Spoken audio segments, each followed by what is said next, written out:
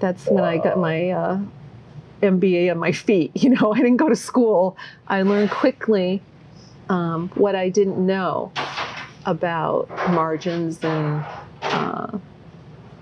business, and I learned a lot. Hey everybody, it's Charlie Epstein, and welcome to Business in Booths at the wonderful Center Square Grill in booming downtown East Longmeadow, Massachusetts.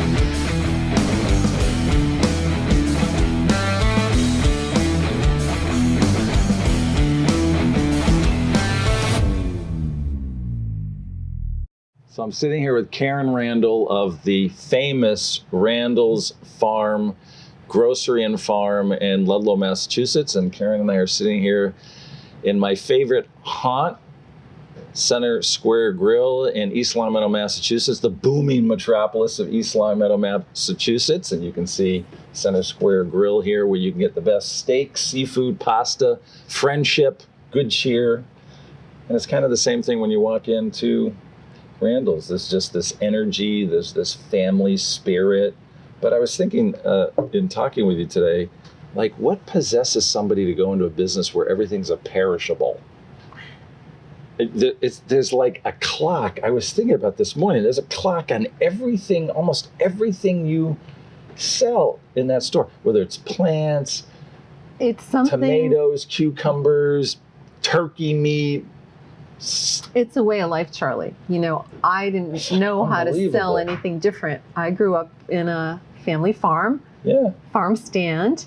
We used to grow tons of vegetables. My father was a crop farmer, vegetable crop farmer and greenhouse grower and entrepreneur, and built a big farm stand in 1962 when he was 30 years old. So as a family, we grew up selling fruits and vegetables, picking fruits and vegetables, pick your own strawberries, and it's a way of life. So it wasn't a choice. It was a choice to continue, but it wasn't a choice what you're going to sell. This is what we sold. This is where our customer base was. You know, we sold fruits and vegetables and were open 7 days a week before grocery stores were open 7 days a week. And flowers and plants evolved over the years into a bigger and bigger department. And what we sell today is we sell what people want, which, you know, it does. It has. I used to say I wanted to sell cars or refrigerators or something that didn't spoil. And then you go through different little recession periods and you're really glad that you're selling something people need or that you're making homemade ice cream because ice cream is happy. Right. How did that start? That was like one of those. Because you got the whole building there. Well, there's a lot of stories. We like stories here at Business and Booths. Well, when the new store that's 22 years old was built, that actually was a piece of land that was filled, you know, all within the farm, and created the site. And we were going to sell a few pies and a few cookies, in addition to flowers and plants and fruits and vegetables. And then we had the old store. So what do you do with the old store? So some people said, oh, you should tear it down. You need parking, you need visibility, get it out of the way. And now I've built a new store and I know what the cost of building square footage is. And I'm like, no, we're not going to tear this down. And in Ludlow, there used to be a dairy bar called Miller's Dairy that was from a real dairy down by the Turnpike. There's that little hotel there now. And they made ice cream and they were famous, Miller's Dairy Bar, and they had Hortense the cow. And Chuck Milroy, who is still a part of Randall's Farm, was working on the store and kind of the new store, some of the little details of it with me. And Jim Miller, they were doing a lot of little finished stuff, you know, building counters and things like that.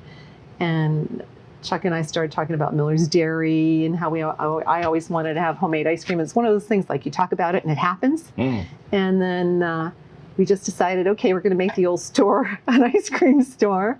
And Chuck went to Penn State and took the ice cream short course in January. I didn't know they had a short course at Penn State. Wow, everybody should take the short course. January of 98. Uh-huh. He took the ice cream short course at Penn State and learned how to make ice cream. Wow. And all the famous ice cream makers have gone there. Ben and Jerry, everybody right. goes to Penn State, takes the ice cream short course. So is this and it's like in Conscious January. Capital ice cream now that we have? No. That's just a sidebar. No. I was having a conversation with somebody in the food business, Whole Foods and Ben and Jerry's and Conscious Capital. No, this is good old fashioned ice cream. And we don't take any political wicked stands, good. It is wicked good. You got to go. We our goal is, serve make good the food. customer happy, make good ice cream. And so we make our own ice cream there. You do. So that started in, we opened that in June of 98. We opened the existing store in August of 97. So it's been 20 years you've had the ice cream? Yeah. Wow. 21 years. Wow. Yeah. That's a success story. Yeah. And 16% butter fat, same base. We take all, we take out the calories. Just leave the fat in. Gotta have the calories. And we use, great ingredients, and we make it all in small batches there. Yeah. So all the regular ice cream is made there at the store in small batches. But so what we've done is we've kind of tried to answer all customer needs.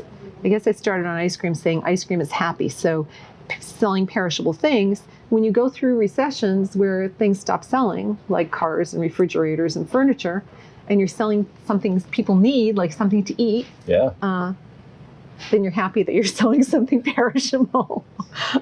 And you've been through We've all been through these ups and downs. Yeah. 89, 89, my father had died in 87.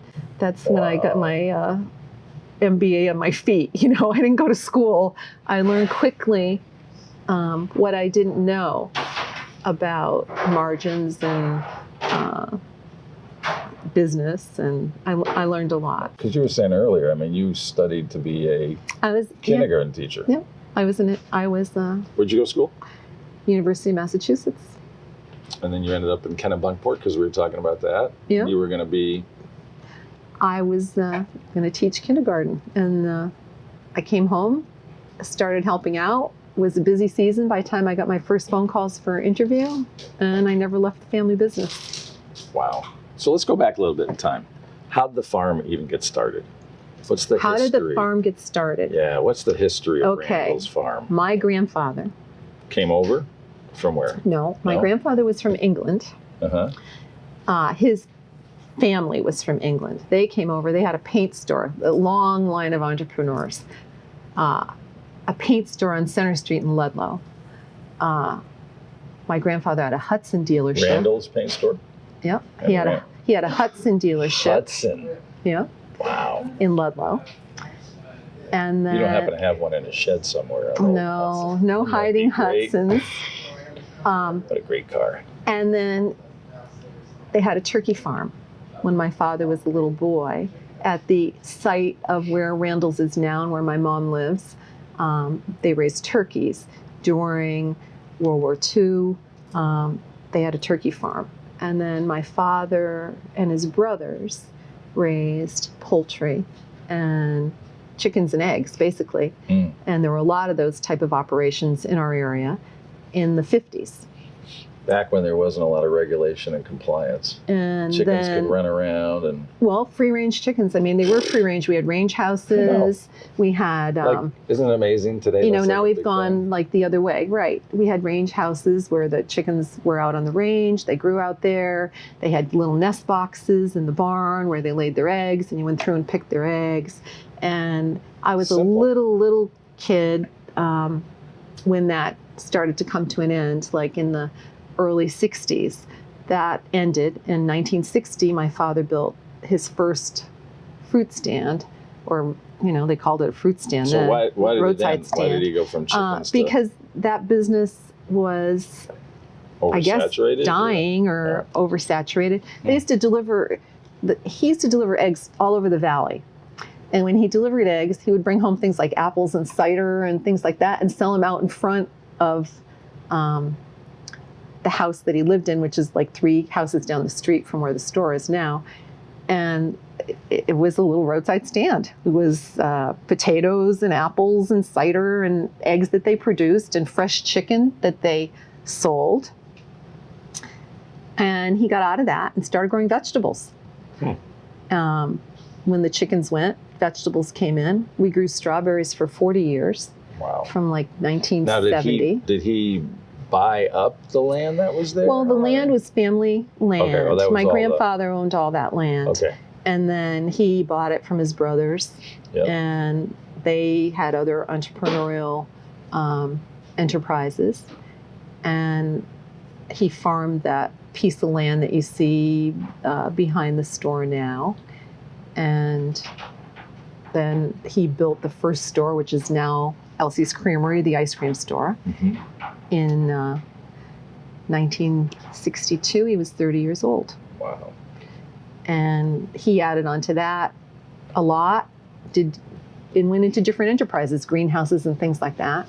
A lot of farm stories started with they produced eggs or they raised pigs or something. Then they started growing vegetable crops. A lot of farms went into greenhouse crops, which we did some of that too.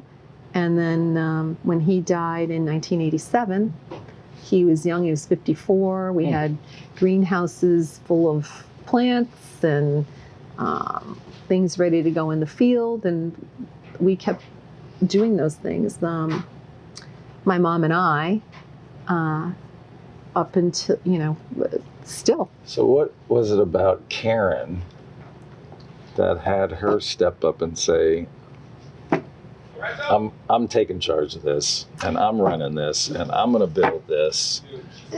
I don't think it was a conscious.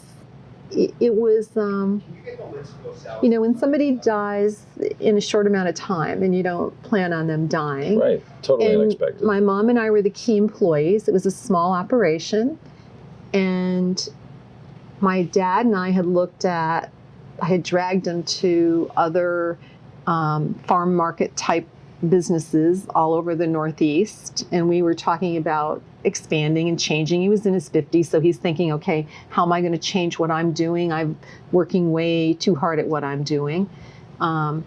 He wanted to grow more greenhouse things and get away from the retail, and he said, okay, you can deal with the retail end of things. So my mom and I, it's April of 1987, it's Easter, and we just kept running things. Like, what are you going to stop doing? We sold Christmas trees, and we had greenhouse crops, and we had field crops and a retail store. And we just continued. And I thought, okay, what are we going to stop doing? Well, instead of stopping to doing anything, then you go 7 years ahead, and we're doing the same thing. We've kind of outgrown our building, and talking about, okay, are we going to get out, or are we going to get bigger? And I jumped in both feet and got bigger. Out of, I don't know. It was what I knew. It was what I knew how to do. Sounds like you were like I had kind of studied pushing Dad anyways, right? Well, that direction. I was pushing him, but you didn't push him. He, my dad was his own guy and very smart entrepreneur. Like, he didn't go to college. His dad wanted him to be a veterinarian. He was smart, but he wanted to work, and that's what he did. So they built a great business together, and I just took it to the next step. What would you say are the people that influence you most? Your dad? Yes. My dad, definitely. Yeah. How? Just by example, really. Hard work. Hard work. The family. I mean, and I look to other people in business and try to, say, I want to aspire to be better. So who were like when you were thinking about, building Oh, this? I did like this little informal survey of people that I knew that I thought were successful, and it was on a very small scale, very local. My dad had a friend that ran the gravel bank up the street that was a very shrewd businessman and was a good friend of my father's, and kind of he said, of course you can do that. And I'm like, you believe I can do that? Because he believed in me, I believed in myself. Yeah. And I talked to Howard Atkins Farm. He was an elderly man at the time delivering peaches to my loading dock. And I said, if you were me, what would you do? Would you add on to this store? Or would you build a new store? I remember having that conversation with him probably like 1994. Yeah. And he said, I'd build a new building. He said, just do it. And wow. Different people that I knew in business that I thought, okay, they're successful. What do they think? Yep. And most people were very, like, go for it. And some people, a couple detractors, like, it's not broken, don't fix it. You don't want to break it now. Rock the boat. Yeah, exactly. Yeah, right. What do you want to change it for? It's good the way it is. Yeah. So. But so how did you had to convince the bank. It wasn't a small loan. It was Farm Credit Bank. Yeah. And my poor loan officer, he sweated and sweated and sweated over it because having been involved with two banks, they have had, Farm Credit Bank is a very conservative bank. Yeah. But it's a great bank to do business with. Okay. I knew I had commercial banks that wanted to lend to me at the time, like people that saw what was happening. And I knew that no matter what happened, if I succeeded or failed, Farm Credit would ride it out with me to the end. They would never call my loan. They would work with me. Right. So I ended up going with Farm Credit Bank. But my poor loan officer, I was all full of ideas. I had sat down with my accountant and done a business projection. And like I said, I got my MBA on my feet. I had no idea what any of these things were supposed to be. And we did, projections, and we were pretty close, except expense-wise. We got into it and we're like, whoa, we didn't think this was going to happen. This is more than I thought. It's always more. It's always more. It's always more. It's always more. We just did this building over here in East Long Meadow, and it was like, oh. But, I worked, my building was not out of boundary at all. My building was right in budget. My building was great. I worked with a great design build, Associated Builders. Yeah, it was like great. They were like a dream come true. Yep. They still, if I call them up today, 22 years later, and say, what do I do about this? Mike's still there, right? Builder brother? Yes. Yeah. If I call them up and say, what do I do about this? They say, okay, contact so-and-so, or we'll send somebody over to look at that. So I was very fortunate, Charlie. I met great people. I worked with great people. And I've hired excellent people, And it's tough in a retail. Meet great people, work with great people, hire great people. There's a formula for business success right there. Wow. And in a retail business that's a low margin, low paying business, it's a tough thing to do. It is. Especially in Massachusetts, in today's economy. It's hard to compete for talent. The discerning customer, and you've got, Walmart's in the food business. You got Big Y family business right around you. You got super Stop and Shops. I was also thinking today, because being here in East Long Meadow, you're in Ludlow, but I remember Dick Bean was over here with B&B Market. I don't know if you knew Dick Bean really well. I didn't know him well, but I knew him. He was a good friend, and I actually went into the cattle business with him a year before he went belly up. And I just remember him, he had this great story. He had 500 head of sheep around. He had the cattle, the market, the meat, hardworking. And then there was Big Y, and there was squeezing him. It's a very... And yet he didn't survive, and you've not only survived, you've thrived. We've changed. I call that thriving. And it's allowed us to thrive. I have great people. My sisters came on board in 96 and 97 when I was just building the new store and opening the new store. And they're the keys to, we all grew up with the same work ethic. And I call it a sickness. You know, you want to stay till everything's done. You work too much. You're always there.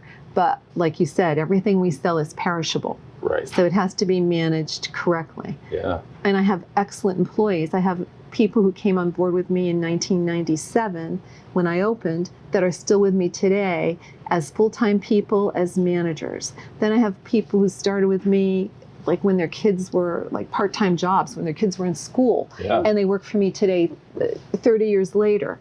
So I've been, you know, blessed, very, very fortunate. When I built the new store, I had two goals: happy customers and happy employees. And I'd like to think that I've succeeded in doing that. Yeah. Plus, you know, we've diversified and we haven't done anything. I'm conservative by nature in what I'm going to do, any new ventures. I haven't done anything that I didn't think, okay, this is going to work. And we have lots of ideas, and I'm like, okay, give me the business plan for that. How much is it going to cost? How many people is it going to take? That you did, that you knew in your heart of hearts, this isn't going to work, but I'm going to do it?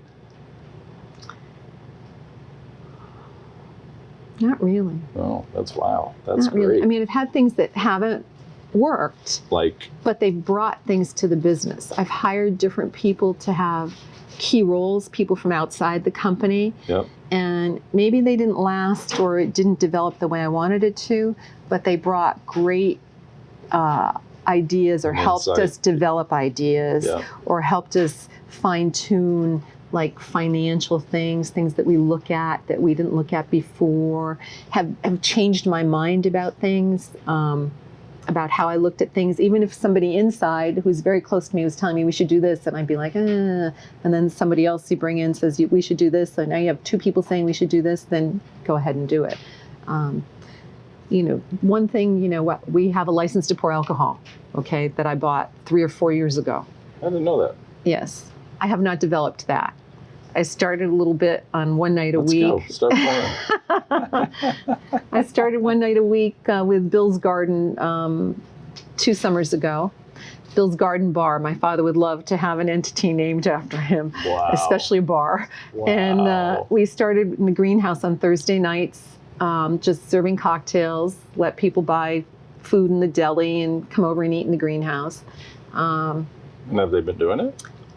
We did it one season. Uh-huh. And then we just have been using it for when we have a workshop or something, we can serve wine, you know, like we include a glass of wine and then you can buy drinks. So just, we've used it just for select little events. We haven't really developed the idea yet. We'd have to make some facility changes, and I'm not there. I haven't jumped in with both feet. Yeah. That's the cautious side of you, right? So what do you love about this business? What do you love most? People, marketing, food.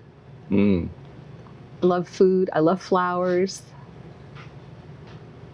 And what do you hate most? People. Marketing. Flowers. No. What do I hate most? There's nothing there's really nothing I hate. Everything that happens, it's a problem, and figure out how to deal with it. I mean, you're constantly problem solving, right? Well, and that's what I think that's what all business owners do. Right. You constantly problem solve. That's your job. Mm-hmm. Is to solve the problems. Yeah. And what you planned for the day maybe isn't what's going to happen, because there's so many moving pieces and parts and people and employees. So when I was thinking about this today, I was also thinking about many years ago. It's like 1983. I was in San Francisco at a conference. I think it was a Mass Mutual conference. And that year, Stu Leonard's had been voted the number one. Tom Peters, the guru, had decided that Stu Leonard's was the number one business in the country. And I remember watching this 20-minute or 20-minute interview, and it was Tom Peters with Stu Leonard Sr., and he's up in the glass looking down, and they were the first to come out with fish on the ice rather than the fish being wrapped, and pick your own strawberries. Pick your own eggs. Right? All of that. And he was showing, he said, okay, so over here they pick their own strawberries, and he said people will pick 3-4 times the amount than if you have them wrapped in a thing and they take them with you. And the fish, the funniest thing I remember, he's like, the fish on the ice was the same fish wrapped in the cellophane, but they're buying more fish on the ice because they think it's fresher. But the one thing I remember about Stu Leonard's, and then you heard Tommy Leonard when he came and spoke at the Family Business Center, right, his son. He said that they only had like 4 items on the shelf, right? 4 tomato sauces, 4 salad dressings. Limited SKUs, yeah. Limited, and they also, every Saturday they had customers. They had a breakfast club, and customers would come in and do tasting and give them feedback and all that kind of thing. So I was thinking about, is there a formula that Randall's has created over the years? Because when I go into your store and look at how everything, I'm being in marketing as well, I'm always looking at how you've got things set up and what's attractive to the eye and the choices that you give everybody. Well, we study the people that do it well. Like Stu Leonard, like the successful grocery stores. Yeah. Stu Leonard, you left out his number one principle. Rule number 1, the customer's always right. Rule number 2, if the customer's wrong, reread rule number 1. And we preach that, and customer satisfaction. Things have to look good. We're in a world where everything has to be perfect. When we were farming, we used to sell the seconds, the things that were misshapen or not so pretty. People canned and froze them and wanted a bargain. Now everything has to be beautiful and perfect.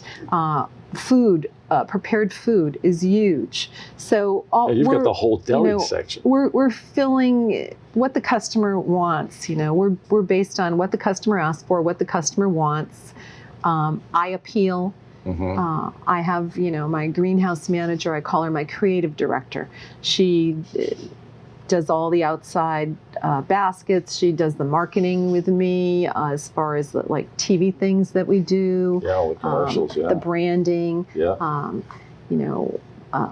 One of my sisters, Anna, does all of the grocery buying. She follows the trends. We do a lot of gluten-free and allergy sensitive things. We've developed that whole area. My sister Tammy is a registered dietitian. She's spent her life in hospital food service and housekeeping, so she oversees the whole food service department. I have a wonderful chef and a full kitchen staff. Many you put cooks. A hotel on the other side of the property, right? Yeah. We'll feed you, we'll clothe you, we'll bathe you, we'll serve you. So what do you see looking out now, right? Yeah, what do you see looking out into the future? What's trending now? What's exciting? What's trending now is what's been trending for 20 years, and I didn't see it when I built the store 20 years ago. Prepared food. People want convenience. Yeah. I mean, we make different dinners every night. People come in and shop by our menu that we put online. Wow. That's probably, it's our biggest department by far now. Yep. 40-50% of the business, which it has a tiny part of the square footage, and it has the majority of the business. I mean, we sell beer and wine. We have something, you want to come in, we can sell you your whole dinner, everything for your dinner party, decorate your house with flowers. Yeah. We can do that. Wow. But what do I see? I see more prepared food. Our biggest challenges are online shopping for food. Mm-hmm. Do you do delivery? We don't do home delivery. Yeah. No. And that's a challenge. Yeah. Drivers. Yeah. It's a big challenge and expense. Yeah. We're in Ludlow. Ludlow is a competitive environment as far, people don't have the per capita income to take an additional cost for some of these things. Right. We have a lot of daily customers, and we have a lot of destination customers that it's a weekend destination or it's an event destination. Fall was never big for us. Now we have a corn maze and pumpkin picking. Fall is huge. Yep. So, Wow. We have something for every season. We used to say, okay, we're looking for the down. Well, I can't wait for the downtime, but. Oh, there are 5 seasons now? Just 5 seasons. All right, so I have some favorite questions I ask everybody that is brave enough to sit where you're sitting. What's your favorite word? Yes. What's your least favorite word? No. What turns you on? Live music. What turns you off? Negativity. What's your favorite curse word? No. That was good. What occupation other than yours would you absolutely love to do? I'd be a doctor. Really? What kind? Medical doctor. Or a psychologist. Okay. What occupation other than yours would you absolutely hate to do? Be a professional athlete. Any kind. Any kind. Any kind. And if heaven exists, what would you like to hear God say to you when you enter?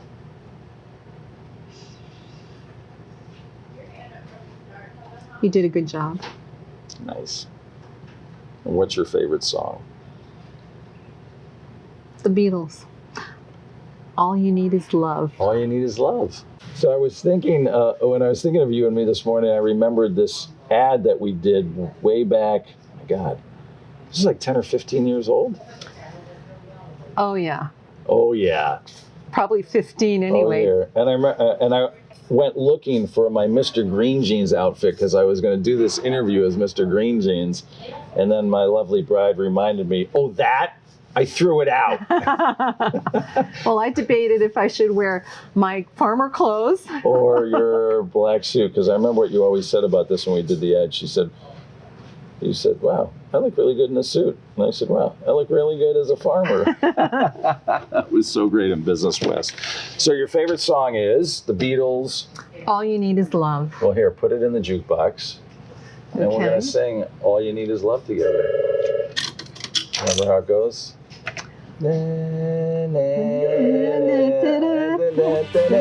All you need is love. All you need is love. Love.